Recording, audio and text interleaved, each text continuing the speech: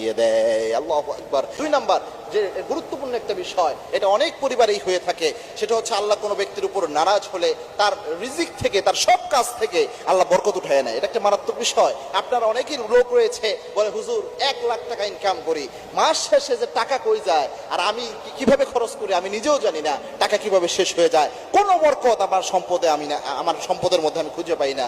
আবার আরেকজন রয়েছে 20,000 টাকা ইনকাম করে, অথচ তার সম্পদের মধ্যে বরকত থাকে। বরকত কিন্তু আল্লাহর দেওয়া দান। আল্লাহ কোনো ব্যক্তির উপর অসন্তুষ্ট থাকলে কোনো কাজের কারণে, তখন আল্লাহ তার ওখান থেকে বরকত উঠায় না। এই জন্য বরকত আল্লাহর কাছে চেয়ে নিতে হয়, আল্লাহর কাছে হালাল রিজিক চাইতে হয়, এমন রিজিক চাইতে হয় যে রিজিকের মধ্যে বরকত রয়েছে।